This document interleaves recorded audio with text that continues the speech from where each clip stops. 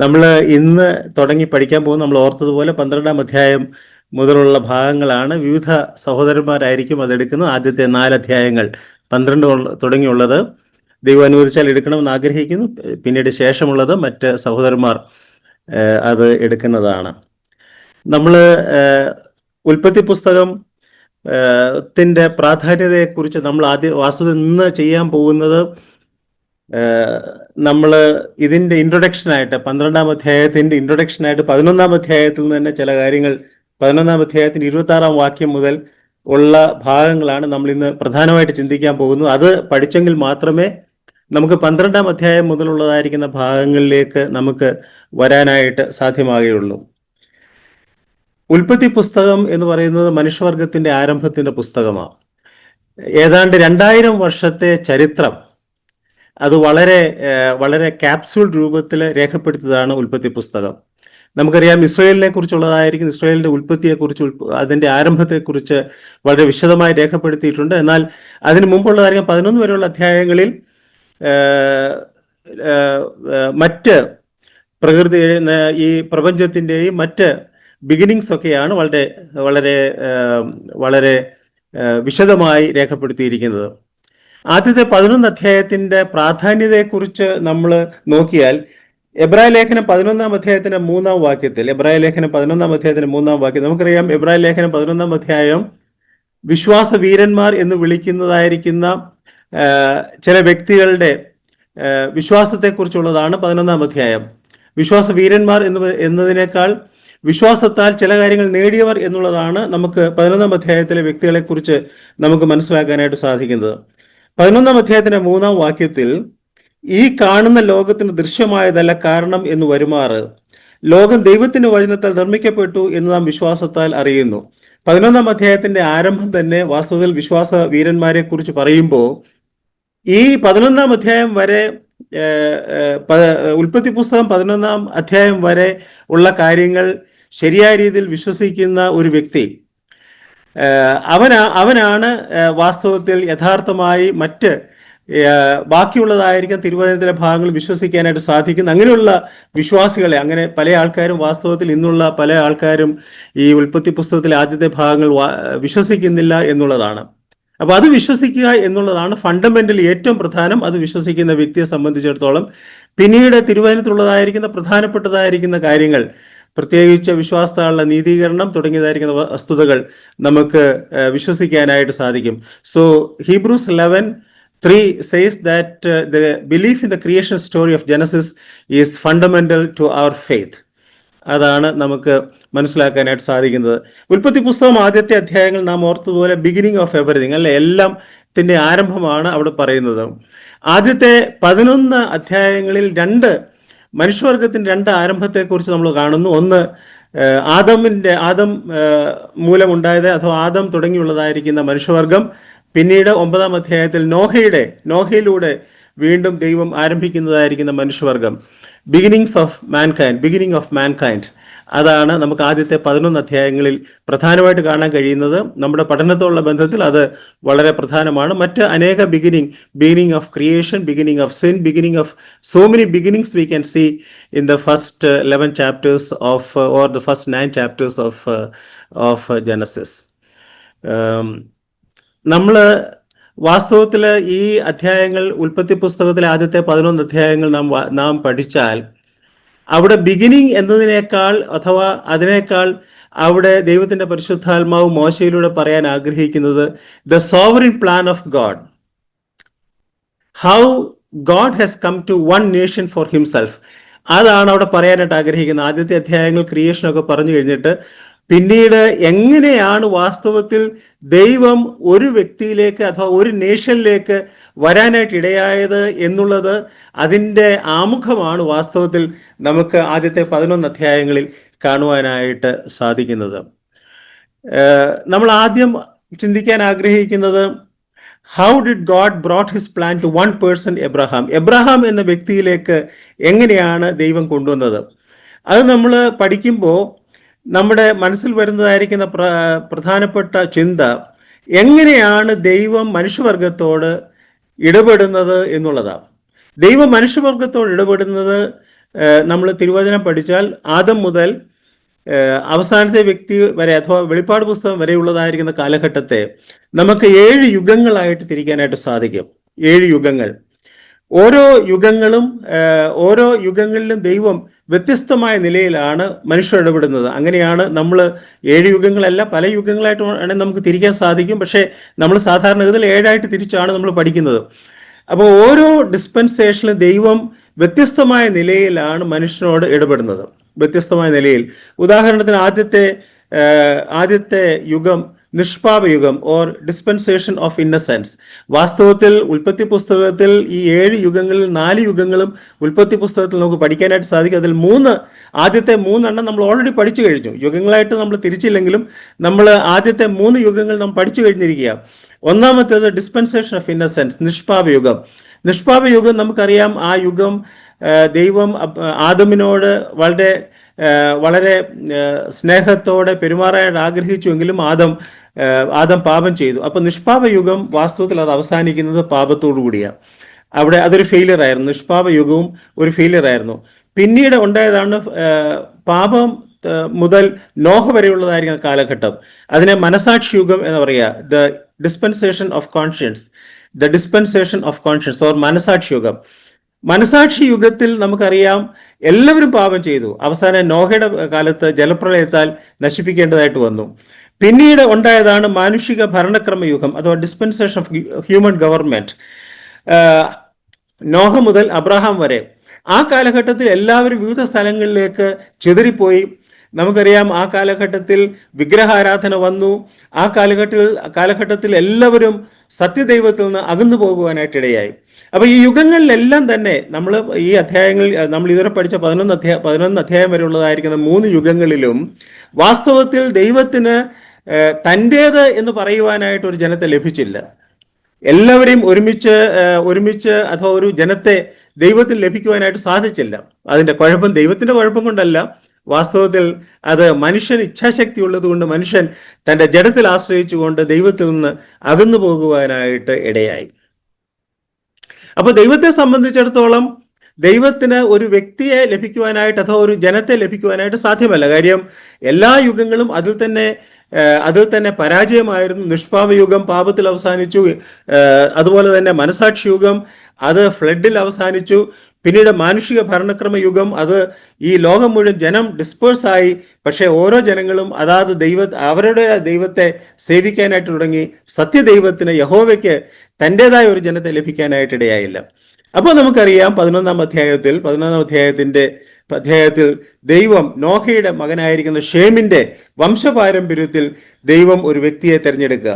നമ്മൾ 11 അധ്യായത്തിന്റെ 10ാം വാക്യം മുതൽ ഷേമിന്റെ വംശപാരമ്പര്യത്തെക്കുറിച്ച് നമുക്ക് കാണാനായിട്ട് സാധിക്കും. ദൈവം അവിടെ ചെയ്യുന്നത് എന്താണെന്ന് വെച്ചാൽ he is again making a new start. He is selecting a person, or he wants to select a person. He is making a new start for making him a nation. എന്നിട്ട് നമുക്കറിയാം 15ാം അധ്യായത്തിലാണെന്ന് തോന്നുന്നു. അവിടെ ദൈവം അവരോട് പറയുന്നുണ്ട്, വാസ്തവത്തിൽ അബ്രഹാമിനോട് പറയുന്നുണ്ട്, നിന്റെ സന്തതിയെ ഞാൻ അന്യദേശത്ത് അടിമകളായിട്ട് വിടും എന്ന് പറയുന്നുണ്ട്. അപ്പോ sending them to slavery and then leading them through the wilderness. ഇങ്ങനെയെല്ലാം ആക്കിയിട്ട് ദൈവത്തിന്റെ പദ്ധതി എന്താണെന്ന് ചോദിച്ചാൽ ദൈവത്തെ മാത്രം ആശ്രയിക്കുന്നതായിരിക്കുന്ന, ദൈവം മാത്രം, ഈ സത്യദൈവത്തെ മാത്രം ആശ്രയിക്കാതെ വേറെ യാതൊരു മാർഗമില്ലാത്തതായിരിക്കുന്ന ഒരു ജനത്തെ വാർത്തെടുക്കാനായിട്ട് ദൈവം ശ്രമിക്കുക. അതാണ് വാസ്തവത്തിൽ നമ്മൾ 11ാം അധ്യായം വരെ ഉള്ളതായിരിക്കുന്ന പഠനത്തിന്റെ ഏറ്റവും പ്രധാനപ്പെട്ടതായിരിക്കുന്ന ഭാഗം എന്ന് പറയുന്നത് ദൈവത്തിന്റെ കാര്യപരിപാടിയിൽ ദൈവം എങ്ങനെയാണ് ഒരു ജനത്തെ ദൈവത്തിനായിട്ട് മാറ്റിയത്. നമുക്കറിയാം, ദൈവം വ്യത്യസ്തമായിരിക്കുന്ന കാലഘട്ടത്തിൽ വ്യത്യസ്തമായ നിലയിൽ ജനങ്ങളോട് ഇടപെട്ടു. ഒരു കാലഘട്ടത്തിൽ നിഷ്പാപയുഗം, പാപമില്ലാതെ ജനത്തെ സൃഷ്ടിച്ചു, പക്ഷേ പാപികളായിപ്പോയി. പിന്നീട് അവർക്ക് മനസാക്ഷിക്കനുസരിച്ച് ജീവിക്കാൻ കൊടുത്തു, പക്ഷേ അവരെല്ലാവരും തന്നെ പാപം ചെയ്ത് ലോകത്തിൽ നിന്ന് ജനത്തെ എല്ലാം, നോഹ ഒഴികെയുള്ളതായിരിക്കും കുടുംബത്തെ ഒഴികെയുള്ളതായിരിക്കും ജനത്തെ എല്ലാം ദൈവത്തിന് നശിപ്പിക്കേണ്ടതായിട്ട് വന്നു. അങ്ങനെ ഓരോ നിലയിൽ നോക്കിയാൽ ദൈവത്തിന്റെ പദ്ധതി അത് സാധിക്കാതെ വന്നപ്പോൾ ദൈവം ഷേമിന്റെ പാരമ്പര്യത്തിൽ നിന്ന് ഒരു ലീനിയേജ്, ഒരു കുടുംബ പാരമ്പര്യത്തെ എടുത്തിട്ട് ആ കുടുംബ പാരമ്പര്യത്തിൽ he made A new start and he made them a new nation. And then ദൈവം എന്താ ചെയ്ത്? അവരെ സ്ലേവറിയിലേക്ക് വിട്ടു. അത് അബ്രഹാമിനോട് പറഞ്ഞു, അവരെ ഞാൻ അടിമകളായിട്ട് വിടും എന്ന് പറഞ്ഞു. എന്തുകൊണ്ടാ? അവരെ എന്താ പറയാ, വെള്ളി ഊതി കഴിക്കും പോലെ ശുദ്ധീകരിച്ച് അവർക്ക് വേറെ യാതൊരു മാർഗമില്ലാതെ ദൈവത്തോട് ദൈവത്തെ മാത്രം ആശ്രയിക്കാനുള്ള ജനമാക്കി തീർത്തു. പിന്നീട് അവരെ വിൽഡർനെസ്സിൽ കൂടെ നടത്തി. അവിടെയും ദൈവത്തിന്റെ കരങ്ങൾ മാത്രമേ അവർക്ക് ആശ്രയമായിട്ടുണ്ടായിരുന്നുള്ളൂ. അങ്ങനെ ദൈവം അവരെ ഒരു നേഷനായിട്ട് തീർത്തു. ആ കാലഘട്ടത്തിൽ ദൈവം അവർക്ക് നിയമങ്ങൾ കൊടുത്തു, ന്യായപ്രമാണം കൊടുത്തു. ന്യായപ്രമാണ യുഗത്തിന് പിറവി ഉണ്ടാകുവാനായിട്ടിടയായി. അതാണ് നമ്മൾ വാസ്തവത്തിൽ ഉൽപ്പത്തി പുസ്തകം ആദ്യത്തെ 11 അധ്യായങ്ങളിൽ ഏറ്റവും പ്രധാനപ്പെട്ട പ്രമേയം. ദൈവത്തിന്റെ കാര്യപരിപാടി, ദൈവം എങ്ങനെയാണ്, how he is bringing in A nation for himself, or how he is making A nation for himself എന്നുള്ളതാണ് നമുക്ക് ഉൽപ്പത്തി പുസ്തകത്തിൽ കാണുവാനായിട്ട് സാധിക്കുന്നത്. നമുക്കിനി 11 അധ്യായത്തിന്റെ 24 മുതലുള്ള വാക്യങ്ങൾ വായിക്കാം. ആരെങ്കിലും സഹോദരന്മാർക്ക് വായിക്കാവുന്നതാണ്. 11 അധ്യായത്തിൽ 24 മുതലുള്ള 11 അധ്യായത്തിന്റെ ഉൽപ്പത്തി പുസ്തകം 11ന്റെ 24 മുതൽ 32 വരെയുള്ള വാക്യങ്ങൾ ആർക്കെങ്കിലും വായിക്കാവുന്നതാണ്.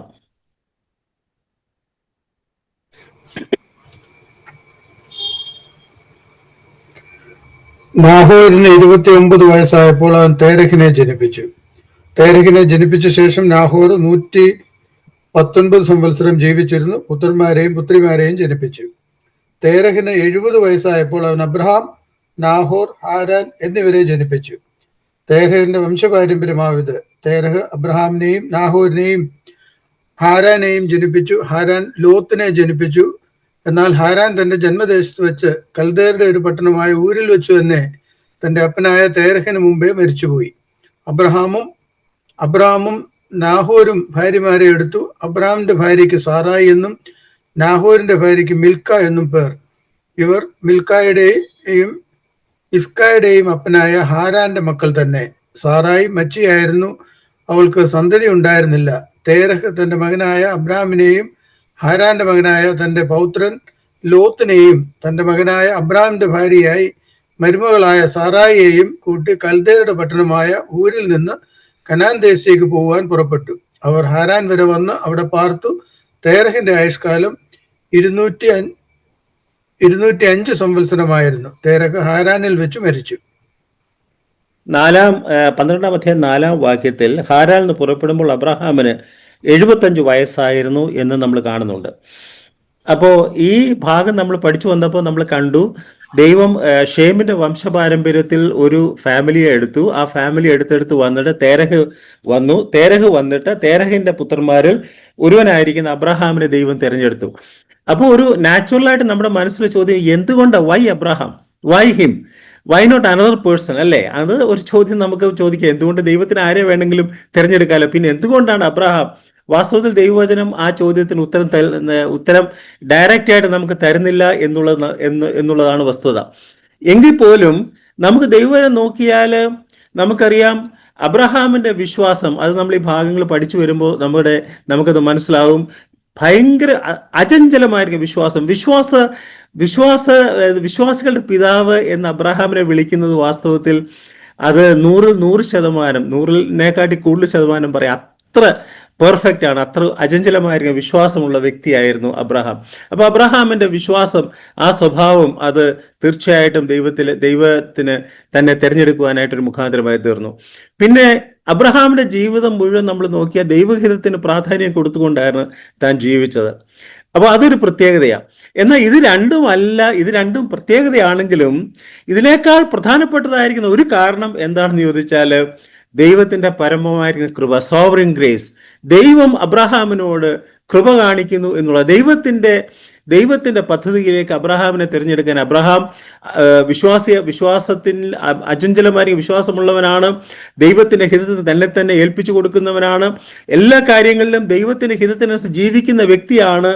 പക്ഷേ എങ്കിലും ദൈവത്തിന്റെ സോവറിൻ ഗ്രേസ് അതാണ്.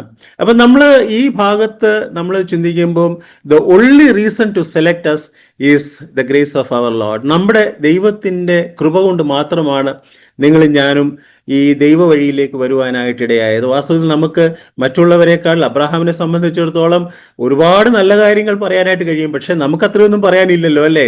നമ്മളെ സംബന്ധിച്ചിടത്തോളം അചഞ്ചലമായ വിശ്വാസം, ദൈവഹിതത്തിൽ എപ്പോഴും നിൽക്കാനായിട്ട് ആഗ്രഹിക്കുക, ഇങ്ങനെയുള്ള കാര്യങ്ങളൊന്നും അങ്ങനെ അങ്ങ് പറയാനായിട്ട് സാധിക്കത്തില്ല അബ്രഹാമിന് പറയുന്നത് പോലെ. പക്ഷേ the sovereign grace of God, ദൈവത്തിൻ്റെ പരമമായിരിക്കുന്ന കൃപ, അത് അബ്രഹാമിലേക്ക് വ്യാപരിച്ചു. അതുപോലെ തന്നെ ദൈവമക്കളാകുവാൻ നമ്മെയും അത് ഇടയാക്കി എന്നുള്ളതാണ്. ഇനി ഞാൻ നിങ്ങളോട് പറയാൻ പോകുന്നത് അബ്രഹാമിനെയും തേരഹിനെ കുറിച്ചൊക്കെ ഒരുപാട് കാര്യങ്ങൾ ഈ സമൂഹ മാധ്യമങ്ങളിൽ വേർപാടുകാരുടെ പ്രസംഗത്തിലൊക്കെ നമ്മൾ കേൾക്കും. പക്ഷെ വാസ്തവത്തിൽ അബ്രഹാമിനെ കുറിച്ച് ദൈവത്തിന് വെളിയിൽ റെഫറൻസ് ഒന്നുമില്ല എന്നുള്ളതാണ് സത്യം. റെഫറൻസ് ഒന്നുമില്ല. അപ്പൊ ദൈവത്തിന് വെളിയിൽ നമുക്ക് എവിഡൻസ് ഇല്ലാത്ത കാര്യങ്ങളാണ് ഇന്ന് കഥകൾ പോലെ പറയുന്നത്, കഥകൾ പോലെ നമ്മൾ കേൾക്കുന്ന പല കാര്യങ്ങളും. ആകെപ്പാടെ അബ്രഹാമിനെ കുറിച്ച് നമുക്ക് ഇന്ന് മനസ്സിലാകുന്നത്, ഈജിപ്തിലെ ഒരു ക്ഷേത്ര ഭിത്തിയിൽ ഈജിപ്റ്റ് കനാൻ ആക്രമണത്തിനിടെ കീഴടക്കിയ പ്രദേശങ്ങളുടെ ഒരു ലിസ്റ്റ് ഉണ്ട്. ഈജിപ്തിലെ ഒരു ക്ഷേത്രത്തിന്റെ ഭിത്തിയിൽ ഈജിപ്റ്റ് കനാൻ ആക്രമിച്ച് കീഴടക്കിയതായിരിക്കും പ്രദേശങ്ങളുടെ ഒരു ലിസ്റ്റ് ഉണ്ട്. അതിലൊരു സ്ഥലനാമം, സ്ഥലത്തിന്റെ പേര് the fort or enclosure of Abram എന്ന, അബ്രഹാമിന്റെ കോട്ട, അബ്രഹാമിന് പ്രത്യേകം തിരിച്ച സ്ഥലം എന്നുള്ളതാണ്. ഈ റെഫറൻസ് അല്ലാതെ അബ്രഹാം എന്ന പേരിൽ നമുക്ക് തിരുവചനത്തിന് വെളിയിൽ ഒന്നും കാണുവാനായിട്ട് സാധ്യമാകുകയില്ല. അപ്പൊ അബ്രഹാമിനെ കുറിച്ചും തേരഹിനെ കുറിച്ചും ഉള്ളതായിരിക്കുന്ന വേറെ എന്തെങ്കിലുമൊക്കെ ആൾക്കാർ പറഞ്ഞാൽ, ദൈവത്തിന് വെളിയിലുള്ളത് പറഞ്ഞാൽ കേവലം അത് കെട്ടുകഥകളാണ് എന്നുള്ളത് നമുക്ക് മനസ്സിലാക്കാനായിട്ട് പ്രയാസമില്ല. അതേസമയം തന്നെ അബ്രഹാമിനോട് ബന്ധപ്പെട്ട് നാം കേൾക്കുന്ന ചില പേരുകളുണ്ടല്ലോ, അല്ലേ? തേരഹ്, നാഹോർ, ഹാരാൻ തുടങ്ങിയ പേരുകൾ അബ്രഹാമിന്റെ പിതാവായ തേരഹിനെ കുറിച്ചല്ല. പക്ഷെ ആ പേരുകൾ ആ കാലഘട്ടത്തിൽ ഉണ്ടായിരുന്നു എന്നുള്ളത് സിറിയയിൽ മാരി എന്ന സ്ഥലത്ത് നിന്ന് ലഭിച്ചതായിരിക്കുന്ന ചില ടാബ്ലറ്റ്സ്, എന്ന് വെച്ചാൽ മണ്ണിലൊക്കെ രേഖപ്പെടുത്തതായിരിക്കുന്ന ടാബ്ലറ്റ്സിൽ ചില പേരുകൾ, തേരഹ്, നാഹോർ, ഹാരാൻ തുടങ്ങിയ പേരുകളുണ്ട്. അപ്പോൾ ആ കാലഘട്ടത്തിൽ ആ പേരുകൾ ഉണ്ടായിരുന്നു എന്നുള്ളത് നമുക്കറിയാം. അതുപോലെ തന്നെ ആകെപ്പാടെ നമുക്കറിയാവുന്നത് the fort enclosure of Abraham എന്നുള്ളതായിരിക്കുന്ന അബ്രഹാമിനെ കുറിച്ച് റെഫറൻസ് മാത്രമേ ഉള്ളൂ. അപ്പോൾ അബ്രഹാമിനെ കുറിച്ചോ അല്ലെങ്കിൽ ഈ കാര്യങ്ങളെക്കുറിച്ച് തിരുവചനത്തിന് വെളിയിൽ ഒന്നും രേഖപ്പെടുത്തിയിട്ടില്ല എന്നുള്ളതാണ്. പിന്നെ എന്നാൽ യോശുവയുടെ പുസ്തകം 24-ാം അധ്യായത്തിൽ നമ്മളോട് വായിക്കുന്ന തേരഹ് നദിക്ക് അക്കരെ പാർത്തു അന്യദൈവങ്ങളെ സേവിച്ചു പോന്നു എന്ന് കാണുന്നുണ്ട്. അത് കണ്ടിട്ട് പല ആൾക്കാരും പറയും, തേരഹ് ഒരു വിഗ്രഹത്തെ വിൽക്കുന്നവനായിരുന്നു, അബ്രഹാമിന്റെ റോൾ എന്താ? അത് വാസ്തവത്തിൽ കർത്താവിന് 200 വർഷത്തിന് മുമ്പ് മിദ്രാഷ് എന്ന് പറയുന്നതായിരിക്കുന്ന ഒരു ജൂയിഷ് കമന്ററിയിൽ വന്നതായിരിക്കുന്ന രേഖപ്പെടുത്തിയിരിക്കുന്നതാണ്. അത് വാസ്തവത്തിൽ അത് വെറും കെട്ടുകഥ മാത്രം, അഥവാ അത് വാസ്തവമായിട്ട് നമുക്ക് വിശ്വസിക്കാൻ ഒക്കുന്നതായിരിക്കുന്ന ഒരു രേഖയല്ല. അങ്ങനെ വാസ്തവത്തിൽ പലപ്പോഴും നമ്മുടെ ആൾക്കാർ തന്നെ പ്രസംഗിക്കുമ്പോൾ പലപ്പോഴും തെറ്റായി വാസ്തവത്തിൽ ദൈവവചനത്തിന് വെളിയിലുള്ള കാര്യങ്ങൾ പലപ്പോഴും അവരറിയാതെ തന്നെ പറയുന്നത് നമ്മൾ കേട്ടിട്ടുണ്ട്. അങ്ങനെ ഒരിക്കലും ചെയ്യാനായിട്ട് പാടില്ല. നമുക്ക് കൃത്യമായി വാസ്തവത്തിൽ ഏതെങ്കിലും ടാബ്ലറ്റ്സോ അല്ലെങ്കിൽ ഏതെങ്കിലും രീതിയിൽ നമുക്ക് ഇന്നൊക്കെ ആർക്കിയോളജിക്കൽ ഫൈൻഡിങ്സ് ഉണ്ടല്ലോ, അല്ലെ? ആ ഫൈൻഡിങ്സ് ഒക്കെ നോക്കിയിട്ട് നമുക്ക് കൃത്യമായിട്ട് അറിയാമെങ്കിൽ പറയാം എന്നുള്ളതല്ലാതെ യാതൊരു കാരണവശാലും ദൈവവചനത്തിന് വെളിയിലുള്ളത് പറയാനായിട്ട് നമുക്ക് സാധ്യമാകില്ല. അപ്പോൾ തേരഹ് വാസ്തവത്തിൽ അന്യദൈവങ്ങളെ സേവിച്ചു പോന്നു എന്ന് യോശുവ പറയുന്നുണ്ട്. അതല്ലാതെ തേരഹ് ഒരു ഐഡൽ സെല്ലർ ആയിരുന്നെന്നും അബ്രഹാമിന്റെ ബിസിനസ് അതായിരുന്നു എന്നുള്ളതൊന്നും നമുക്ക് ദൈവവചനത്തിൽ നിന്ന് കാണുവാനായിട്ട് സാധ്യമാകുകയില്ല. അതുകൊണ്ട് അങ്ങനെയുള്ളതായിരിക്കുന്ന കഥകളൊക്കെ നമ്മൾ കെട്ടുകഥകൾ എന്ന നിലയിൽ അത് തള്ളിക്കളയേണ്ടത് ആവശ്യമാണ്. പിന്നീട് നമ്മൾ വാസ്തവത്തിൽ ഇത്രയും കൂടെ എന്താ പറയുക, ഇൻഫർമേഷൻ പോലെ അബ്രഹാം എന്ന വാക്കിന്റെ അർത്ഥം എക്സോൾട്ടഡ് ഫാദർ എന്ന, ശ്രേഷ്ഠമായ പിതാവ് അല്ലെങ്കിൽ ഹൈ ഫാദർ, ഉന്നതനായ പിതാവ് എന്നാണ് അബ്രാം എന്ന വാക്കിന്റെ അർത്ഥം. നമുക്കറിയാം അബ്രഹാമിന്റെ ആദ്യത്തെ പേര് അബ്രാം എന്നായിരുന്നു. അതിന്റെ ഹീബ്രു വാക്ക് അവറാം. നമ്മളൊക്കെ അവറാച്ചയൻ എന്നൊക്കെ പറയുമല്ലോ, അല്ലെ? അവറാം എന്ന് പറയുന്നതായിരിക്കുന്ന വാക്ക് അത് വാസ്തവത്തിൽ വളരെ കറക്റ്റാണ്, ഹീബ്രു വാക്ക് അങ്ങനെ തന്നെയാണ്. അബ്രാം എന്ന വാക്കിന്റെ അർത്ഥം ശ്രേഷ്ഠമായ പിതാവ് എന്നുള്ളതാണ്. അബ്രഹാം എന്ന വാക്ക് വാസ്തവത്തിൽ ഉൽപ്പത്തി പുസ്തകം 17-ാം അധ്യായത്തിൽ ദൈവം കൊടുത്തതാണ്. അബ്രാമിന്റെ പേര് അബ്രഹാം എന്ന് മാറ്റി. ആ വാക്കിന്റെ അർത്ഥം നമുക്കറിയാം, ബഹുജാതികളുടെ പിതാവ് എന്ന, father of many nations, father of many nations. എന്തുകൊണ്ടാണ് അബ്രാമിന് ദൈവം അബ്രഹാം എന്ന പേര് കൊടുക്കാനായിട്ട് ഇടയായത്? വാസ്തവത്തിൽ it's a constant reminder of the great promise which God has given to Abraham. നമ്മൾ ഇനി 12-ാം അധ്യായം തുടങ്ങി ദൈവം അബ്രഹാമിന് കൊടുക്കുന്നതായിരിക്കുന്ന വലിയ വാഗ്ദത്തങ്ങളെ കുറിച്ച് നമ്മൾ പഠിക്കുന്നുണ്ട്. അപ്പോൾ അതിൻ്റെ ഒരു കോൺസ്റ്റന്റ് റിമൈൻഡർ ആണ് വാസ്തവത്തിൽ അബ്രാം എന്ന വാക്കിൽ നിന്ന് അബ്രഹാം എന്ന ബഹുജാതികളുടെ പിതാവ് എന്നുള്ളതായിരിക്കുന്ന ആ പേരിലേക്ക് മാറ്റിയപ്പോൾ that is a constant reminder of the great promise which God has given to Abraham. പിന്നീട് അബ്രഹാമിനെ സംബന്ധിച്ചിടത്തോളം he has got a new identity and destiny. ഒരു പുതിയ വ്യക്തിത്വം അവന് ലഭിക്കുക, ഒരു പുതിയ ഭാവി അവനെ സംബന്ധിച്ചിടത്തോളം ദൈവവുമായിട്ടുള്ള ഉടമ്പടിയുള്ള ബന്ധത്തിൽ ഒരു പുതിയ ഭാവി അവന് ലഭിക്കുകയാണ്. He is the father of all those he believe. അതാണല്ലോ അതിന്റെ അർത്ഥമല്ലേ, വിശ്വസിക്കുന്ന എല്ലാവർക്കും പിതാവ്. റോമാലേഖനത്തിൽ നമ്മൾ അത് വായിക്കുന്നുണ്ട്. സോ ഇത് changes from exalted father to father of many nations. His name is changed from exalted father to father of many nations. From a single person, exalted father എന്ന് വെച്ചാൽ he is a single person, but to father of a multitude. അപ്പോൾ നമുക്കറിയാം വാസ്തവത്തിൽ അബ്രഹാമിനെ സംബന്ധിച്ചിടത്തോളം Abraham യഹൂദന്മാരുടെയും അതുപോലെ മുസ്ലിങ്ങളുടെയും പിന്നീട് നമ്മൾ റോമാലേഖനത്തിൽ വായിക്കുന്നത് വിശ്വസിക്കുന്ന എല്ലാവരുടെയും പിതാവായിട്ട് അബ്രഹാം തീർന്നു എന്നുള്ളതാണ്. അപ്പൊ ബഹുജാതികളുടെ പിതാവ് എന്ന് അബ്രഹാം മാറ്റി. So when God does, he does it great. ദൈവം ഒരുവനെ ഉയർത്താനായിട്ട് തുടങ്ങിയാൽ അതിനു പിന്നെ അവസാനമില്ലല്ലേ, അതിന് അവസാനം. He is from normal standing, he is a idol worshipper. അവിടെ നിന്ന് ദൈവം അദ്ദേഹത്തെ വിളിച്ച് ദൈവത്തിന്റെ പദ്ധതിക്കായിട്ട് ദൈവം തന്നെ ഉയർത്തുന്നതാണ് കാണുന്നത്. വാസ്തവത്തിൽ നമ്മെ സംബന്ധിച്ച് വളരെ പ്രസക്തം കേട്ടോ. ദൈവത്തിന് നമ്മെ ഉപയോഗിക്കണമെങ്കിൽ ഒന്നാമത് നാം ദൈവത്തിൽ നമ്മെ തന്നെ സമർപ്പിക്കണം. പല ആൾക്കാർക്കും ഒരുപാട് കാര്യങ്ങൾ ചെയ്യാൻ ആഗ്രഹമുണ്ട്, പക്ഷെ സാധിക്കത്തില്ല. അതെന്തുകൊണ്ടാണെന്നറിയാമോ? നമുക്ക് നമ്മെ തന്നെ ദൈവത്തിന് ഏൽപ്പിക്കാനായിട്ട് സാധിക്കുന്നില്ല. അനുസരണമില്ല. ദൈവത്തെ അനുസരിക്കാനായിട്ട് സാധിക്കണം, ദൈവത്തിനു വേണ്ടി പ്രവർത്തിക്കാനായിട്ട് സാധിക്കണം, വിശ്വാസത്തിൽ നാം നിലനിൽക്കാനായിട്ട് സാധിക്കണം, നമ്മുടെ സാക്ഷ്യജീവിതം നാം നയിക്കാനായിട്ട് സാധിക്കണം. അങ്ങനെ ദൈവത്തിനു വേണ്ടി നമ്മെ തന്നെ ഭരമേൽപ്പിച്ച് ദൈവഹിതത്തിന് നമ്മെ തന്നെ ഏൽപ്പിച്ചാൽ when God does, he does it great. ദൈവത്തിനു വേണ്ടി അനേക കാര്യങ്ങൾ ചെയ്യുവാനായിട്ട് ഇടയാകും എന്നുള്ളതാണ്. അബ്രഹാമിന്റെ പേരിന്റെ മാറ്റം, that name change, that signifies when God does, he does it great. From a single person, he is being transformed to a person, to the father of a multitude, the father of a multitude. ഇനി തേരഹിന്റെ കുടുംബത്തെ കുറിച്ച് നമ്മൾ 11-ാം അധ്യായത്തിൽ വായിച്ചല്ലോ അല്ലെ. തേരഹിന്റെ കുടുംബത്തെ നമുക്കൊന്ന് ചെറുതായിട്ട് analyse ചെയ്ത് നോക്കാം. നമുക്ക് വാസ്തവത്തിൽ ഈ അധ്യായം നമ്മൾ നോക്കിയാൽ തേരഹിന് 3 മക്കളെ കുറിച്ച് നമ്മൾ വായിച്ചു. 11-ാം അധ്യായത്തിന്റെ 26-ാം വാക്യത്തിൽ തേരഹിന് 70 വയസ്സായപ്പോൾ അവൻ അബ്രാം, നാഹോർ, ഹാരാൻ എന്നിവരെ ജനിപ്പിച്ചു. അപ്പൊ ഇവരെ 3 പേരിൽ ഏറ്റവും മൂത്തത്, ഏറ്റവും Nahor is the eldest one. Sorry, Haran is the eldest one. Haran ആണ് ഏറ്റവും മൂത്തത്. അബ്രഹാമും നാഹോറും ഇളയവരാണ്. Haran is the eldest one.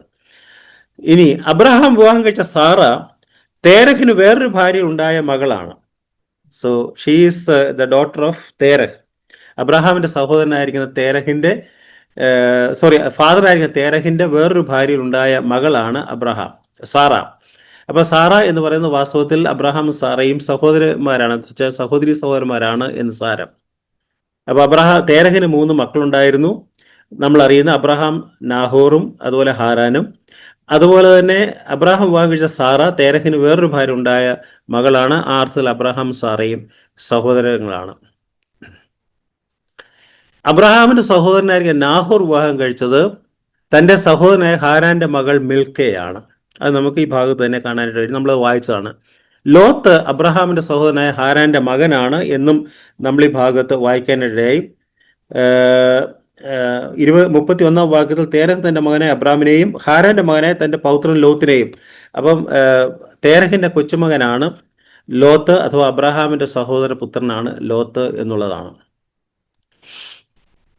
എന്നാൽ നമ്മൾ 26-ാം വാക്യത്തിൽ തേരഹിന് 70 വയസ്സായപ്പോൾ അവൻ അബ്രാം, നാഹോർ, ഹാരാൻ. എന്തുകൊണ്ടാണ് അബ്രഹാമിന്റെ പേര് ആദ്യം എഴുതിയത് എന്ന് ചോദിച്ചാൽ, ഈ ദൈവിക പദ്ധതിയിലെ നമ്മൾ കണ്ടല്ലോ, 11-ാം അധ്യായം വരെ നമ്മൾ കണ്ടല്ലോ അല്ലേ, ദൈവത്തിന്റെ പദ്ധതി, ദി പ്ലാൻ ഓഫ് ഗോഡ്. ദൈവം എങ്ങനെയാണ് ഈ ഈ അബ്രഹാം അഥവാ ഒരു ഷേമിന്റെ വംശപാരമ്പര്യത്തിൽ നിന്ന് ഒരു കുടുംബത്തെ തിരഞ്ഞെടുത്ത് എങ്ങനെയാണ് അബ്രഹാമിലേക്ക് വന്നത്. അതുകൊണ്ട് അബ്രഹാമിന്റെ പ്രാധാന്യത കൊണ്ടാണ് വാസ്തവത്തിൽ അബ്രഹാമിന്റെ പേര് ആദ്യം രേഖപ്പെടുത്തിയിരിക്കുന്നത് എന്ന് നമുക്ക് ചിന്തിക്കാനായിട്ട് സാധിക്കും. പക്ഷെ വാസ്തവത്തിൽ തേരഹിന്റെ മക്കളിൽ ഹാരാനാണ് ഏറ്റവും മൂത്തത് എന്നുള്ളത് നമുക്ക് ഈ ഭാഗം തന്നെ ഇവിടെ തന്നെ നമുക്ക് മനസ്സിലാക്കാൻ കാര്യം, തേരഹ് മരിച്ചുപോയി. 28-ാം വാക്യത്തിൽ തന്റെ ഹാരാൻ തന്റെ ജന്മദേശത്ത് വെച്ച് കൽദയുടെ ഒരു പട്ടണമായ ഊരിൽ വെച്ച് തന്നെ തന്റെ അപ്പനായ തേരഹിന് മുമ്പേ മരിച്ചുപോയി. ഹാരാൻ ആദ്യം മരിച്ചുപോയി. പിന്നെ അബ്രഹാമിന്റെ മകനായിരിക്കുന്ന ഹാരാന്റെ സഹോദരനായിരിക്കുന്ന നാഹോർ ഭാര്യയായിട്ട് എടുത്തത് ഹാരാന്റെ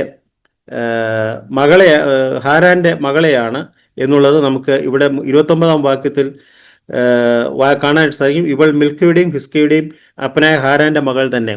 അപ്പം ഹാരാനും അതുപോലെ അബ്രഹാമും വാസ്തവത്തിൽ ഹാരാൻ ജ്യേഷ്ഠനാണ്, അബ്രഹാം നാഹോറും ഇളയവരാണ് എന്നുള്ളത് നമുക്ക് വളരെ വ്യക്തമായിട്ട് ഈ ഭാഗത്തുനിന്ന് മനസ്സിലാക്കാനായിട്ട് സാധിക്കും. വാസ്തവത്തിൽ നമ്മൾ നോക്കിയാൽ 32-ാം വാക്യത്തിൽ തേരഹിന്റെ ആയുഷ്കാലം 205 സംവത്സരമായിരുന്നു. തേരഹ് ഹാരാനിൽ വെച്ച് മരിച്ചു എന്ന് നമ്മൾ കാണുന്നു. അതിനുശേഷമാണ് അബ്രഹാം ഹാരാനിൽ നിന്ന് പുറപ്പെടുന്നത്. ഹാരാനിൽ പുറപ്പെടുമ്പോൾ അബ്രഹാമിന് 75 വയസ്സായിരുന്നു എന്ന് 12-ാം അധ്യായത്തിന്റെ 4-ാം വാക്യത്തിൽ വായിക്കുന്നു. അപ്പോൾ ഇത് നമ്മൾ ഒന്ന് ചെയ്താൽ 205-ൽ നിന്ന് 75 കുറച്ചാൽ 130 വയസ്സ് ഉണ്ടായിരുന്നു തേരഹിന് എന്ന് മനസ്സിലാക്കാനായിട്ട് സാധിക്കും. അബ്രഹാം ജനിക്കുമ്പോൾ തേരഹിന് 130 വയസ്സ് പ്രായമുണ്ട് എന്ന് നമുക്ക് മനസ്സിലാക്കാനായിട്ട് സാധിക്കും. വാസ്തവത്തിൽ തേരഹിന്റെ മൂത്ത മകനായിരിക്കുന്ന ഹാരാൻ ആയിരിക്കണം 70 വയസ്സുള്ളപ്പോൾ ജനിച്ചത്. പിന്നീട് 130 വയസ്സുള്ള അബ്രഹാം ജനിച്ചു. നാഹോറും ഒരുപക്ഷെ അതിനോടനുബന്ധിച്ച് ഏതെങ്കിലും സമയത്തായിരിക്കാം ജനിച്ചത് എന്നുള്ളത് നമുക്ക് മനസ്സിലാക്കാനായിട്ട് സാധിക്കും. ഇനി ഞാൻ ഈ കാണിക്കുന്നതായിരിക്കുന്ന ചിത്രം നിങ്ങൾ കാണാമല്ലോ അല്ലേ. ഇവിടെ ഊർ എന്ന് പറഞ്ഞ സ്ഥലത്ത് നിന്ന് അബ്രഹാം യാത്ര ചെയ്യുന്ന അതാണ് ഇവിടെ നമ്മൾ കാണുന്നത്. ഊർ എന്ന സ്ഥലത്തു നിന്ന് അബ്രഹാം യാത്ര ചെയ്യുന്നത്. ഇവിടെ ഊർ എന്ന സ്ഥലം നിങ്ങൾ കാണാമല്ലോ അല്ലേ. എല്ലാവരും അവരോട് നോക്കിയാൽ കാണാനായിട്ട് സാധിക്കും. ഊർ എന്ന സ്ഥലത്ത് നിന്ന് ഹാരാൻ എന്ന് പറയുന്നത് ഇവിടെയാണ്. ഇതാ ഹാരാൻ, ഏറ്റവും മുകളിൽ ഹാരാൻ. ഊർ എന്ന് പറയുന്ന സ്ഥലത്തു നിന്ന് ഹാരാനിലേക്ക് അബ്രഹാം യാത്ര ചെയ്തു. നമുക്കറിയാം അത് 960 കിലോമീറ്റേഴ്സ്, 960 കിലോമീറ്റർ എന്ന് വെച്ചാൽ വാസ്തവത്തിൽ ഇവിടുന്ന് ഗോവയ്ക്ക് ഏതാണ്ട് 700 കിലോമീറ്റർ മറ്റേ ഉള്ളൂ. അപ്പോൾ നമുക്കറിയാം എത്രത്തോളം ഡിസ്റ്റൻസിലാണ് വാസ്തവത്തിൽ തേരഹും അതുപോലെ തന്നെ അബ്രഹാമും ഒക്കെ യാത്ര ചെയ്തത് എന്നുള്ളത് നമുക്ക് മനസ്സിലാക്കാനായിട്ട് സാധിക്കും. വാസ്തവത്തിൽ ഞാൻ ഇതിനെക്കുറിച്ച് ചിന്തിച്ചപ്പോൾ നമ്മൾ പെട്ടെന്ന് ആലോചിക്കും അബ്രഹാം യാത്ര ചെയ്തു പറയുമ്പോൾ ഒരു ചെറിയ ഗ്രൂപ്പായിട്ട്, അല്ലെ അബ്രഹാമും പിന്നെ തേരഹും അബ്രഹാമും ഭാര്യയും അങ്ങനെയാണല്ലോ ഇവിടെ കാണുന്നത് അല്ലേ. പിന്നെ ലോത്തും എല്ലാം കൂടെ ചേർന്നാണ് അവർ യാത്ര ചെയ്തത് എന്ന് വാസ്തവത്തിൽ അങ്ങനെ ഒരു ചെറിയ ഗ്രൂപ്പായിട്ട്, വാസ്തവത്തിൽ അങ്ങനെയല്ല എന്നുള്ളത് നമ്മൾ ശരിക്കും നോക്കിയാൽ നമുക്ക് മനസ്സിലാക്കാനായിട്ട് സാധിക്കും. കാര്യം അബ്രഹാം യാത്ര ചെയ്യുമ്പോൾ അബ്രഹാം വലിയ ധനവാനായിരുന്നു. അപ്പം അഥവാ തേരഹ് വലിയ ധനവാനായിരുന്നു. അപ്പോൾ ഇത്രയും ധനം കൊണ്ടാണ് അവർ യാത്ര ചെയ്യുന്നത് അല്ലേ. അന്നത്തെ കാലത്ത് ധനം എന്ന് പറയുന്നത് സ്വർണവും വെള്ളിയും ഒക്കെയാണ്. അപ്പോൾ ഈ വെള്ളി സ്വർണം കൊണ്ടാണ് യാത്ര ചെയ്യുന്നത്. അപ്പോൾ ഈ വഴിയാത്രയിൽ അവർക്ക് വേണ്ടതായിരിക്കുന്ന പ്രൊട്ടക്ഷൻ ലഭിക്കുന്നത് എങ്ങനെയാണ്? They have to take with them soldiers type ആൾക്കാരെ കൊണ്ടുപോയെങ്കിലും ഒക്കത്തുള്ളൂ. നമ്മൾ വാസ്തവത്തിൽ 14-ാം അധ്യായത്തിൽ അതിന്റെ 14-ാം വാക്യം, തന്റെ സഹോദരനെ ബദ്ധനാക്കി കൊണ്ടുപോയി എന്ന് അബ്രഹാം കേട്ടപ്പോൾ അവൻ തന്റെ വീട്ടിൽ ജനിച്ചവരും അഭ്യാസികളുമായ 318 പേരെ കൂട്ടിക്കൊണ്ട് ദാൻ വരെ പിന്തുടർന്നു എന്ന് കാണാം. അപ്പം 14-ാം അധ്യായം എന്ന് സംഭവിക്കുന്ന 12-ാം അധ്യായത്തിന്റെ ശേഷം എപ്പോഴോ സമയത്ത്, കാര്യം 21-ാം അധ്യായത്തിലാണ് വാസ്തവത്തിൽ ഇസഹാക്ക് ജനിക്കുന്നത്. അന്നേരം അബ്രഹാമിന് 100 വയസ്സേ ഉള്ളൂ. അപ്പോൾ വാസ്തവത്തിൽ 75-നും 100 വയസ്സിനും ഇടയ്ക്ക് സംഭവിക്കുന്ന കാര്യമാണ് നമ്മൾ 14-ാം അധ്യായത്തിൽ കാണുന്നത്. അപ്പം ഞാൻ വിചാരിക്കുന്നത് അബ്രഹാം ഊരിൽ നിന്ന് വരുമ്പോൾ തന്നെ, ഹാരാനിലേക്ക് വരുമ്പോൾ തന്നെ തൻ്റെ കൂടെ വലിയൊരു ജനസമൂഹം ഉണ്ടായിരുന്നു എന്നുള്ളത് വസ്തുതയാണ്. അവരിൽ ഒരുപാട് പേര് വാസ്തവത്തിൽ അവര് വലിയ അഭ്യാസികളായിരുന്നു. അവർക്ക് യുദ്ധം ചെയ്യാനായിട്ട് കഴിവുള്ളവരായിരുന്നു. അതുകൊണ്ടാണല്ലോ 14-ാം അധ്യായത്തിൽ അവിടെ രാജാക്കന്മാരെ തോൽപ്പിക്കാൻ തക്കവണ്ണം വളരെ കഴിവുള്ളതായിരിക്കുന്ന വ്യക്തികളുമായിട്ട് വന്നത്. അപ്പം ഞാൻ വിചാരിക്കുന്നത്, എൻ്റെ മനസ്സിലൊരു ചിന്ത കേട്ടോ, മേ ബി 10, 500, 600 പേര് ഉള്ളതായിരിക്കുന്ന വലിയൊരു ഗ്രൂപ്പായിട്ടായിരിക്കണം വരേണ്ട. കാര്യം ഇവരുണ്ട്, അല്ലെങ്കിൽ ഇവരുടെ പിതാക്കന്മാരുണ്ട്. കാര്യം ഇവരിവിടെ ജനിച്ചവർ, അവരുടെ അബ്രഹാമിന്റെ വീട്ടിൽ ജനിച്ചവരാണെന്നാണ് ഇവിടെ രേഖപ്പെടുത്തിയിരിക്കുന്നത്. അപ്പോൾ അവരുടെ പേരൻസോ അല്ല അവരുടെ അമ്മയോ അപ്പനും ഒക്കെ ഉണ്ടാവും. അവർക്ക് ഒരുപക്ഷെ സ്ലേവ്സ് ആയിരിക്കും. അവര് വിവിധമായിരിക്കുന്ന ജോലികൾ ചെയ്യുന്നവരായിരിക്കും. പക്ഷെ അവർ അഭ്യാസികളാണ്. അവർക്ക് നന്നായിട്ട് യുദ്ധം ചെയ്യാൻ അറിയാവുന്നവരാണ്. അപ്പോൾ ഒരു വലിയ സമൂഹമായിട്ടാണ് അബ്രഹാം യാത്ര ചെയ്യുന്നത് എന്നുള്ളത് നമുക്ക് മനസ്സിലാക്കാനായിട്ട് സാധിക്കും. ഊരിൽ നിന്നും ഹാരാനിലേക്ക് അബ്രഹാം വന്നു. അത് ഏതാണ്ട് 960 കിലോമീറ്റേഴ്സ് ആണെന്നാണ് കണക്കാക്കപ്പെടുന്നത്. വലിയ ഒരു ഡിസ്റ്റൻസ് ആണ് അവർ യാത്ര ചെയ്തത്. ഇനി അവിടുന്ന് ഹാരാനിൽ നിന്ന് അവർ ഷേഖേം വരെ എത്തി. ഷേഖേം എന്ന് പറയുന്നത് ഇവിടെയാണ്, കാണാമെന്ന് വിചാരിക്കുന്നു. ഷേഖേം എന്ന് പറയുന്നത് ഇവിടെയാണ്. ഷേഖേം വരെ എത്തി എന്നുള്ളതാണ്. അപ്പം അത് 640 കിലോമീറ്റർ. അപ്പം ഊരിൽ നിന്ന് ഹാരാനിലേക്ക് 960, ഹാരാനിൽ നിന്ന് കനാനിലേക്ക് അഥവാ ഷേഖേമിലേക്ക് 640 കിലോമീറ്റർ. അപ്പം ഏതാണ്ട് ഓൾ ടുഗദർ 1600 കിലോമീറ്റർ എങ്കിലും ഇവർ നടന്നു കാണും എന്നുള്ളതാണ്. ഒരുമിച്ച് പെട്ടെന്നൊന്നും നടക്കാനൊക്കത്തില്ല. ചിലപ്പോൾ മാസങ്ങളോ ചിലപ്പോൾ വർഷം തന്നെയോ എടുത്തു കാണും ഈ യാത്രയ്ക്ക് എന്നുള്ളത് നമുക്ക് മനസ്സിലാക്കാനായിട്ട് സാധിക്കും. കാര്യം ഇത്രയും സാധനങ്ങളുമായിട്ട് ഈ മൃഗങ്ങളും മൃഗസമ്പത്തും ഒക്കെ ആയിട്ടാണല്ലോ അവർ യാത്ര ചെയ്യുന്നത്. അപ്പോൾ ഈ യാത്ര ചെയ്യുമ്പോൾ അതിൻ്റെതായിരിക്കുന്ന സമയം എടുത്തേ അവർക്ക് യാത്ര ചെയ്യാനായിട്ട് സാധ്യമാകുകയുള്ളൂ. ഇതാണ് അബ്രഹാം ഊരിൽ നിന്നും ഹാരാനിൽ നിന്നും ഷേഖേമിലേക്ക്. ഷേഖേം കഴിഞ്ഞിട്ട് പിന്നെ അബ്രഹാം വീണ്ടും യാത്ര ചെയ്ത് ഈജിപ്തിലേക്ക് വന്നു. തിരിച്ച് വരുന്നതായിരിക്കുന്ന ഒരു പടമാണ് നമുക്കിവിടെ കാണാനായിട്ട് സാധിക്കുന്നത്. എല്ലാവരും കണ്ടു കാണുന്നതായിരിക്കും. ആരുടെയും മുഖം കാണാൻ സാധിക്കാത്തത് കൊണ്ട് നമുക്ക് വാസ്തവത്തിൽ ഈ ബൈബിൾ ക്ലാസ് എന്നുള്ള നിലയിൽ കാര്യങ്ങൾ പറയാനായിട്ട് പ്രയാസമാണ്. എങ്കിലും കിട്ടിയ സാഹചര്യത്തിൽ നമുക്ക് ഇങ്ങനെ പറയാൻ സാധ്യമാകുകയുള്ളല്ലോ. അതുകൊണ്ട് അത് മനസ്സിലായി എന്ന് വിചാരിക്കുകയാണ്. ആർക്കെങ്കിലും എന്തെങ്കിലും സംശയം അല്ലെങ്കിൽ ഈ പവർ പോയിന്റ് ആവശ്യമുള്ളവരോ ഉണ്ടെങ്കിൽ തീർച്ചയായിട്ടും കോൺടാക്ട് ചെയ്താൽ അയച്ചു തരാവുന്നതാണ്. നിങ്ങൾക്ക് പഠിക്കാൻ ആഗ്രഹമുള്ളവർക്ക് അത് പിന്നീട് നോക്കി പഠിക്കാവുന്നതാണ്. റെക്കോർഡ് ചെയ്യുന്നുണ്ട്, അതും വേണേൽ കാണാവുന്നതാണ്. അല്ലെ ദൈവം അനുവദിച്ചാൽ അടുത്ത ആഴ്ച ആർക്കെങ്കിലും ചോദ്യങ്ങൾ ചോദിക്കാവുന്നതാണ്. അങ്ങനെ നമുക്ക് ഒരുമിച്ച് ഈ വിഷയം പഠിച്ചു പോകാനായിട്ട് ദൈവം നമ്മെ സഹായിക്കട്ടെ. ഇനി കൽദിയരുടെ ഊര് എന്നുള്ളത് 11-ാം അധ്യായത്തിന് 31-ാം വാക്യത്തിൽ നമ്മൾ കണ്ടു. 31-ാം വാക്യത്തിൽ തേരഹ് തന്റെ മകനായ അബ്രാമിനെയും ഹാരാന്റെ മകനായ തന്റെ പൗത്രൻ ലോത്തിനെയും തന്റെ മകനായ അബ്രാഹാമിന്റെ ഭാര്യയെ മരുമകളായ സാറയും കൂട്ടി കൽദിയരുടെ പട്ടണമായ ഊരിൽ നിന്ന് കനാൻ ദേശത്തേക്ക് പോകുവാൻ പുറപ്പെട്ടു. ഊര് എന്നുള്ളതായിരിക്കുന്ന പട്ടണം നമുക്കറിയാതെ മെസൊപ്പൊത്താമിയയിൽ ഉള്ളതായിരിക്കുന്ന ഒരു സ്ഥലമാണ്. ആദ്യകാലത്ത് യൂഫ്രട്ടീസ് നദിയുടെ തീരത്തായിരുന്നു സ്ഥിതി ചെയ്തിരുന്നത്. പക്ഷേ ഇപ്പോൾ വാസ്തവത്തിൽ ആ സ്ഥലം സ്ഥിതി ചെയ്യുന്നത് അല്പം കൂടെ അകത്തോട്ട് മാറിയ. കാര്യം നദികൾ അതിൻ്റെ കാലം കഴിയുമ്പോൾ അതിൻ്റെ ഗതി മാറുന്നത് കൊണ്ട് വാസ്തവത്തിൽ അല്പം കൂടെ മാറി ഉൾനാട്ടിലാണ് ഈ പ്രദേശം. ഇറാഖിലാണ് എന്ന് ആണ് ഇന്ന് അത് കരുതുന്നത്. ഊർ എന്ന് പറയുന്നതായിരിക്കും പ്രദേശം ഇന്ന് ഇറാഖിലാണെന്ന് കരുതുന്നു. ലിയോണാർഡ് ഊളി എന്ന് പറയുന്നതായിരിക്കും ഒരു ആർക്കിയോളജിസ്റ്റ്. ഈ പ്രദേശത്ത് നടത്തിയ പഠനത്തിൽ അവിടെ പ്രധാനപ്പെട്ട ഒരു ക്ഷേത്രം, ആ ക്ഷേത്രത്തിൻ്റെ പടം വാസ്തവത്തിൽ ബെരയെ കാണിക്കാനിടയായി. ഒരു പ്രധാനപ്പെട്ട ക്ഷേത്രം അവിടെ കണ്ടു. അതുപോലെ സ്കൂള്, ഒരു രാജകീയ ശ്മശാനം, അതൊക്കെ അവിടെ കണ്ടുപിടിക്കുവാനായിട്ട് ഇടയായി. ലിയോണാർഡ് ഊളി എന്ന് പറഞ്ഞ ശാസ്ത്രജ്ഞൻ, ആർക്കിയോളജിസ്റ്റാണ് അവിടെ പഠനം നടത്തിയത്. അവിടുത്തെ പ്രധാനപ്പെട്ടതായിരിക്കുന്ന ദേവി അത് ചന്ദ്രദേവിയാണ്. നന്ന എന്ന് പറയുന്നതായിരിക്കുന്ന ഒരു ദേവി, മൂൺ ഗോഡസ്, ഒരു ചന്ദ്രദേവിയാണ് അവിടെ ഈ ഊർ എന്ന പട്ടണത്തിൽ ഉള്ളതായിരിക്കുന്ന, അഥവാ അവിടുത്തെ കൽദേയരായിരിക്കുന്ന വ്യക്തികൾ അവരാരാധിക്കുന്നത് ചന്ദ്രദേവിയാണ്. ഒരുപക്ഷെ നമുക്ക് വിചാരിക്കാൻ കഴിയും അബ്രഹാമിന്റെ കുടുംബവും ഒരുപക്ഷെ മൂൺ വർഷിപ്പേഴ്സ് ആയിരിക്കാനുള്ള സാധ്യതയുണ്ട് എന്ന് നമുക്കറിയാൻ. കാര്യം അവിടെ ആ കാലഘട്ടത്തിൽ അവര് കൂടുതലായിട്ട് വിശ്വസിക്കുകയും ആരാധിക്കുകയും ചെയ്തത് ചന്ദ്രദേവി ആയിരിക്കുന്ന നന്ന എന്ന് പറയുന്നതായിരിക്കുന്ന ദേവിയാണ്. ആ സ്ഥലത്തെക്കുറിച്ച് പറയുന്നത് വളരെ ഒരു വലിയ വാണിജ്യ നഗരമായിരുന്നു. അതുപോലെ കുറെ കാലത്തേക്ക് സദേൺ മെസൊപ്പൊട്ടാമിയയുടെ ക്യാപിറ്റലായിട്ടും ഈ പ്രദേശം ഉണ്ടായിരുന്നു. എന്ന് വെച്ചാൽ വളരെ വലിയ വലിയ ഡെവലപ്ഡ് ആയിട്ടുള്ളതായിരിക്കും ഒരു സ്ഥലമായിരുന്നു ഊർ ഓഫ് ദ കാൽഡിയൻസ്, അഥവാ ഈ മെസപ്പൊത്താമിയയിൽ ബാബിലോണിൽ ഉള്ളതായിരിക്കുന്ന ഈ പ്രദേശം. ഇന്ന് ആ പ്രദേശം ഇറാഖിലാണ് എന്നാണ് മനസ്സിലാക്കാനായിട്ട് സാധിക്കുന്നത്. അവിടെ നിന്ന് അവർ ഹാരാനിലേക്ക് വന്നു. 31-ാം വാക്യത്തിൽ നമ്മൾ കണ്ടു അവർ ഹാരാൻ വരെ വന്നു, എന്നിട്ട് അവിടെ പാർത്തു എന്നാണ് നമ്മൾ കാണുന്നത്. ഊരിൽ നിന്ന് ഹാരാനിലേക്ക് നമ്മൾ കണ്ടല്ലോ 960 കിലോമീറ്റർ, 960 കിലോമീറ്റേഴ്സ്. ഇന്ന് ആ സ്ഥലം ഇറാഖിലോ ടർക്കിയിലോ ആണെന്നാണ് വിശ്വസിക്കുന്നത്. അബ്രഹാം കാൽനടയായിട്ട് 960 കിലോമീറ്റർ സഞ്ചരിച്ചാണ് ഊരിൽ നിന്ന് ഹാരാനിലേക്ക് വരാനായിട്ട് ഇടയായത്.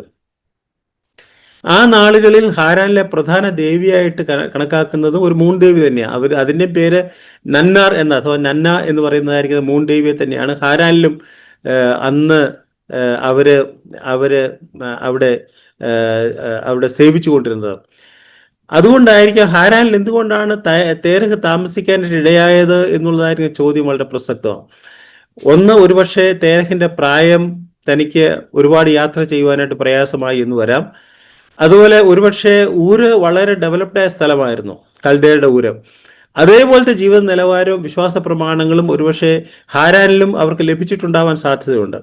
അതുപോലെ തന്നെ അവരെ സംബന്ധിച്ച ഫലഭൂഷ്ടമായിരിക്കുന്ന പ്രദേശമാണ് അവർ തിരഞ്ഞെടുത്തത്. ആ നിലയിൽ ഹാരാൻ വളരെ ഫലഭൂഷ്ടമായിരിക്കുന്ന ഫെർട്ടൈൽ ക്രസന്റ് ആണ് ആ പ്രദേശങ്ങൾ എന്നുള്ളത് കൊണ്ടാണ്. അപ്പോൾ ഹാരാൻ നല്ല ഫലഭൂഷ്ടമായിരിക്കുന്ന പ്രദേശം ആണ്.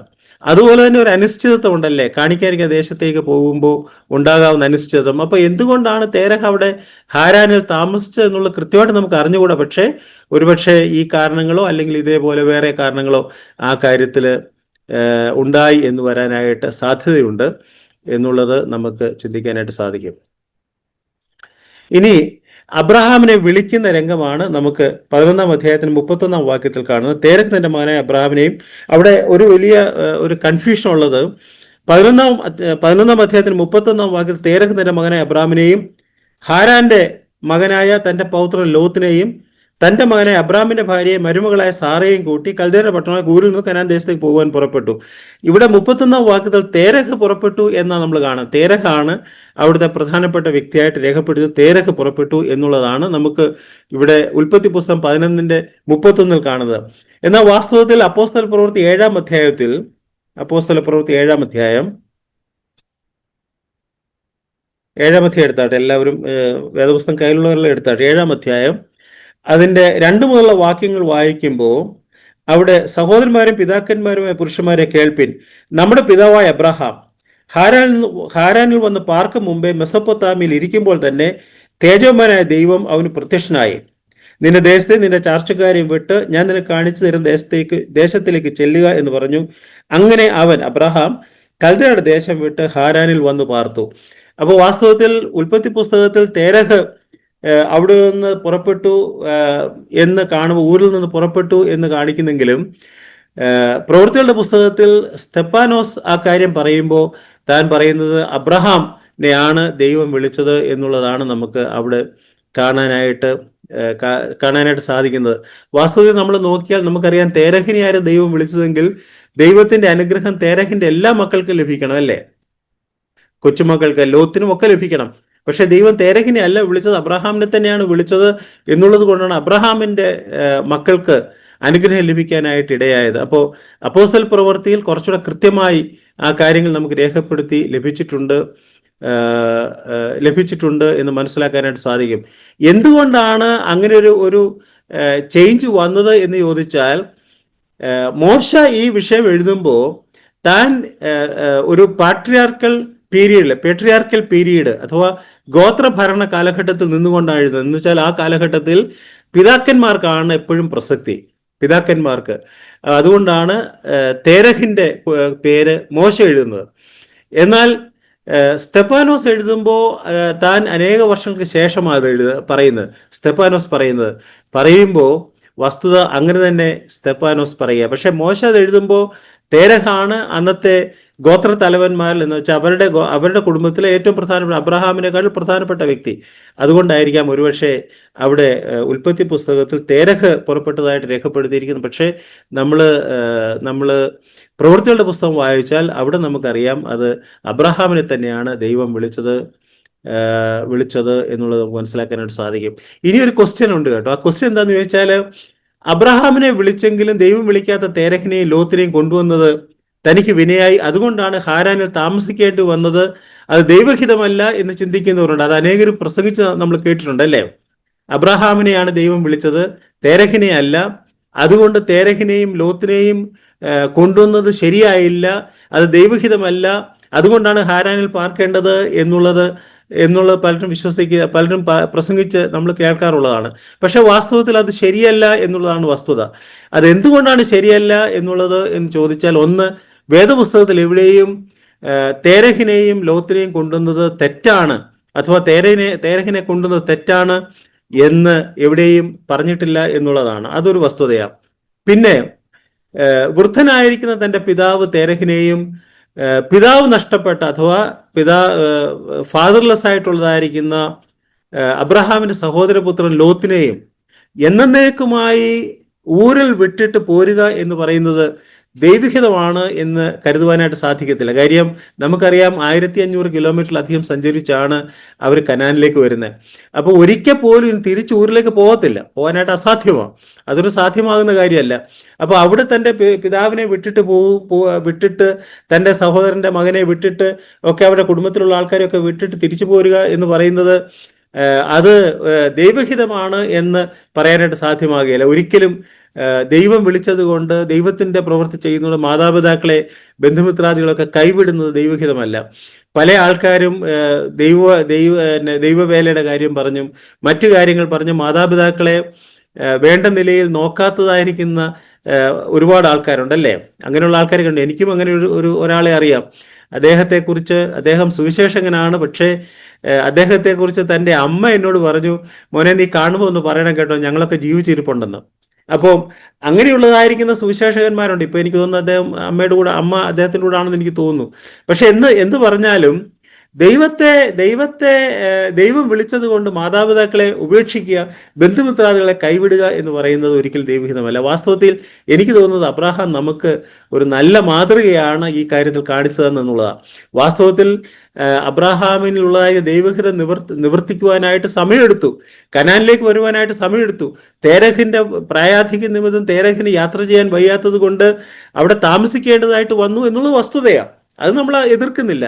പക്ഷേ അങ്ങനെയാണെങ്കിൽ തന്നെയും നമുക്കറിയാം, അബ്രഹാം തേരഹിനെയും കൂടെ കൂട്ടിക്കൊണ്ടുവന്നു എന്ന് പറയുന്നത് തീർച്ചയായിട്ടും ദൈവഹിതമാണ്. എവിടെയും അതിനെ എതിർത്ത് നമ്മൾ കാണുന്നില്ല.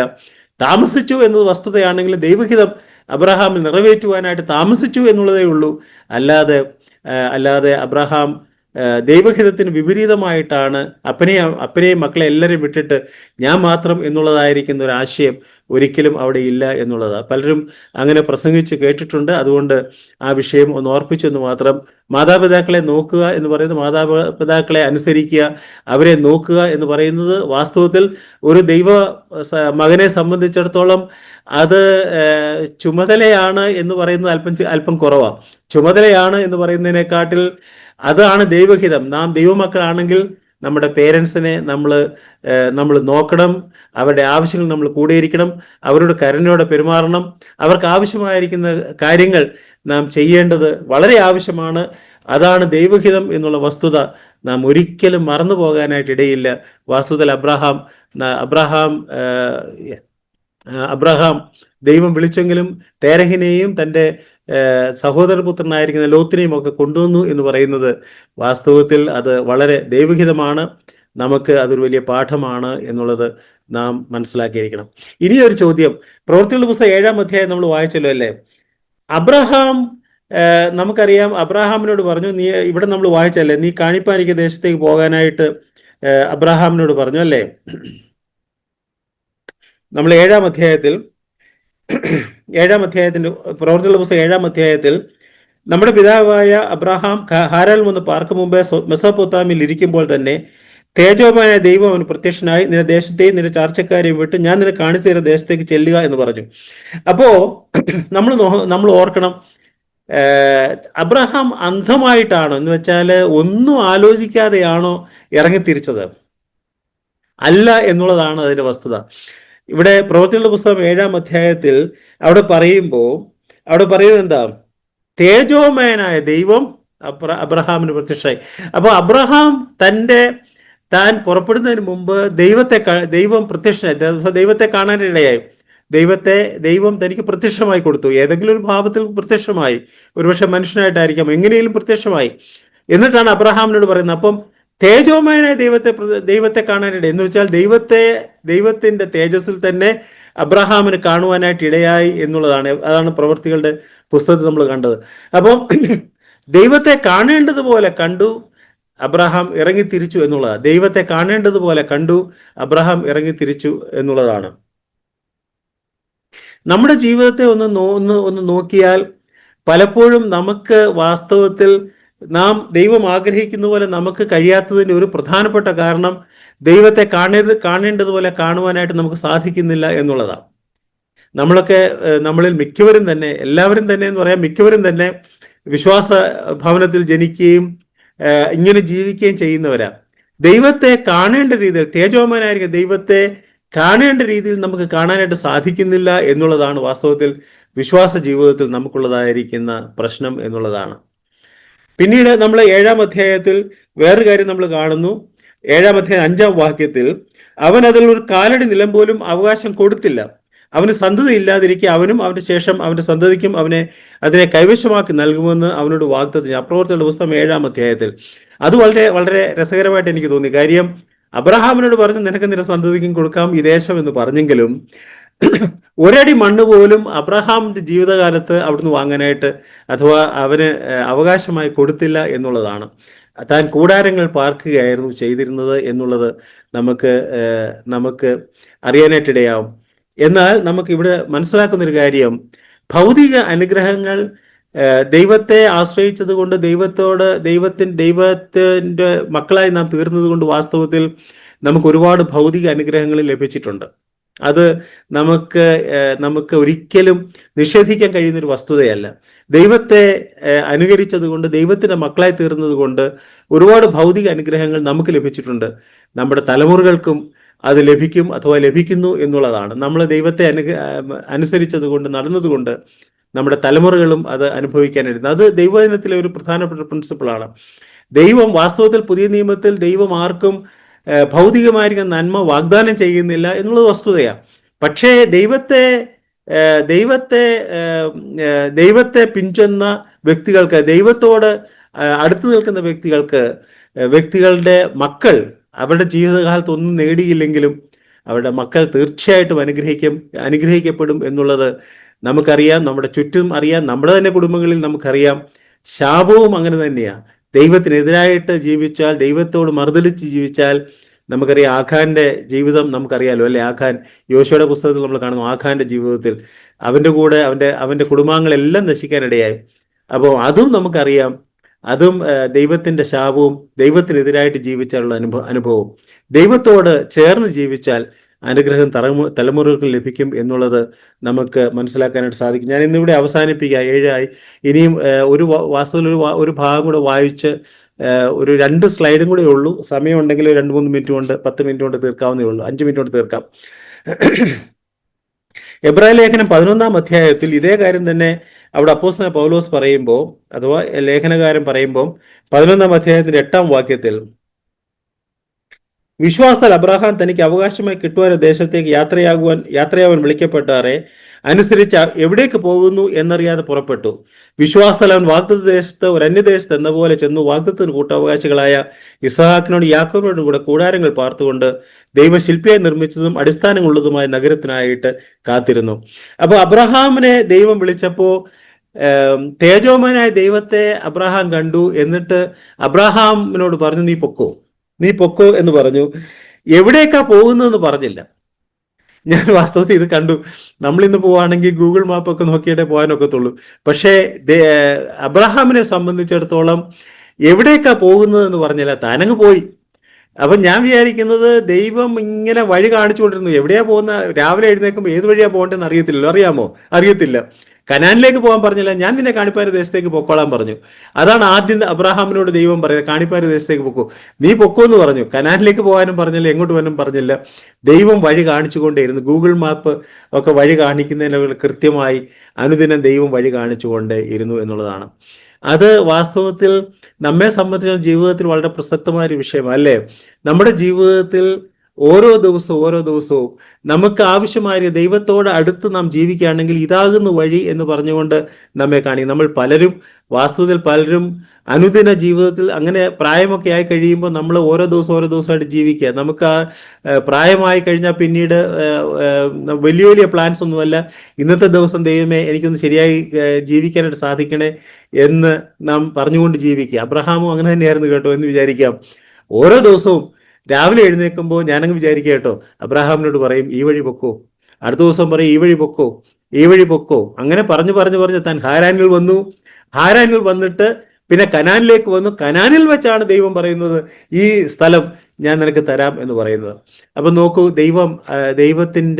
ദൈവത്തിന്റെ നടത്തിപ്പ് നമുക്കിവിടെ കാണാനായിട്ട്. അബ്രഹാമിന് എവിടെ പോകണം എന്ന് ദൈവം പറഞ്ഞില്ല, പക്ഷേ ഓരോ ദിവസവും ദൈവം അബ്രഹാമിനെ വഴി കാണിച്ചു എന്ന് നമുക്ക് മനസ്സിലാക്കാനായിട്ട് സാധിക്കും. അപ്പോൾ ദൈവം വാസ്തവത്തിൽ അബ്രഹാം വിശ്വാസികളുടെ പിതാവാണ് എന്ന് നമ്മൾ പറയുന്നതിൽ എന്തെങ്കിലും ഒരു അപാകതയുണ്ടോ എന്ന് ഞാൻ ചോദിക്കുക. ഒരിക്കലുമില്ല. ഇത്രയും വലിയ വിശ്വാസത്തിലേക്ക് വിശ്വാസ വീരനായിട്ട് നമുക്ക്, അഥവാ വിശ്വാസികളുടെ പിതാവായിരിക്കുന്ന അബ്രഹാമിനെ നമുക്ക് കാണാനായിട്ട് സാധിക്കും. ഇനി ഒന്ന് രണ്ട് കാര്യം മാത്രം ഈ എബ്രായ ലേഖനത്തിൽ പറഞ്ഞ് നമ്മുടെ ഈ ഭാഗം അവസാനിപ്പിക്കാം. അവിടെ നമ്മൾ 9-ാം വാക്യത്തിൽ വിശ്വാസത്താൽ അവൻ വാഗ്ദത്ത ദേശത്ത് ഒരു അന്യദേശത്ത് എന്ന പോലെ ചെന്നു വാഗ്ദത്തിന് കൂട്ടവകാശികളായ ഇസഹാക്കിനോട് യാക്കോബിനോടും കൂടെ കൂടാരങ്ങൾ പാർത്തു എന്ന് നമ്മൾ കാണുന്നുണ്ട്. ഈ കൂടാരങ്ങൾ പാർത്തു. അപ്പോൾ വാസ്തവത്തിൽ അബ്രഹാമിന്റെ ജീവിതത്തെ നോക്കിയാൽ അബ്രഹാമിന് 100 വയസ്സുള്ളപ്പോഴാണ് ഇസഹാക്ക് ജനിക്കുന്നത്. പിന്നീട് 75 വർഷം കൂടെ താൻ ജീവിച്ചിരുന്നു.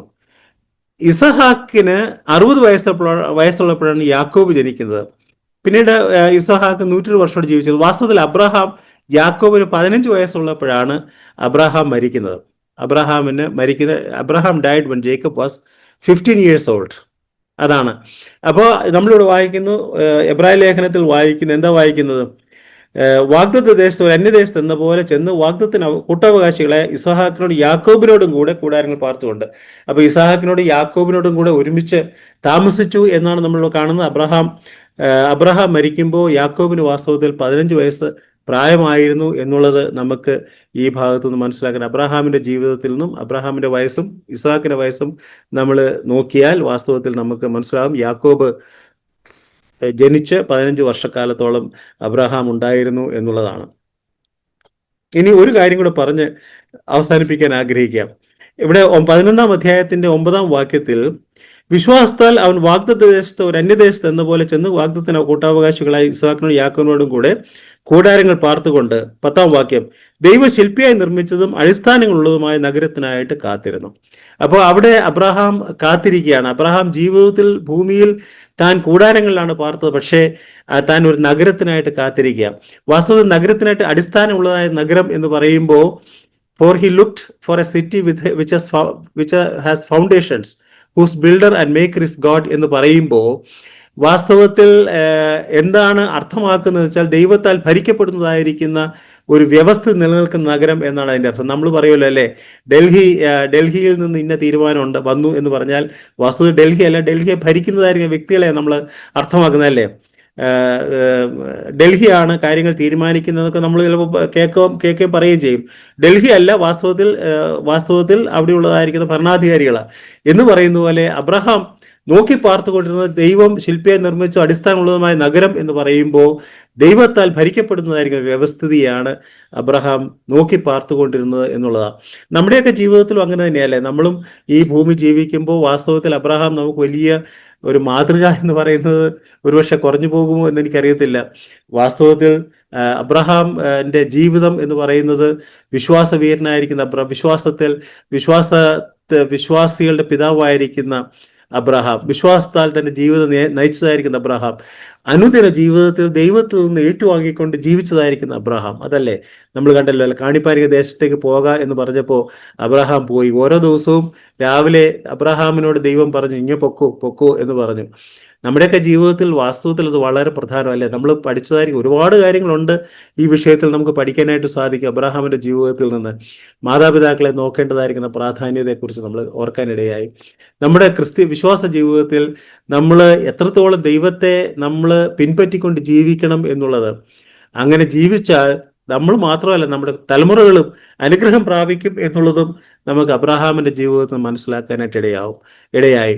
അങ്ങനെയുള്ളതായിരിക്കും ക്രിസ്തീയ ജീവിതം നയിച്ചുകൊണ്ട് ജീവിപ്പാൻ ദൈവം നമ്മെ സഹായിക്കട്ടെ. ദൈവത്തിന് പ്രയോജനമുള്ള ഒരു ക്രിസ്തീയ ജീവിതം നയിപ്പാനായിട്ട് ദൈവം നമ്മെ സഹായിക്കട്ടെ. ഈ പഠനം തീർച്ചയായിട്ടും നമ്മുടെ ക്രിസ്തീയ ജീവിതത്തിന് ഒരു മുതൽക്കൂട്ടായിരിക്കാൻ ദൈവം സഹായിക്കട്ടെ. ദൈവത്തിന് വലിയൊരു നാമം എന്നും എന്നേക്കും വാഴ്ത്തപ്പെടുമാറാകട്ടെ.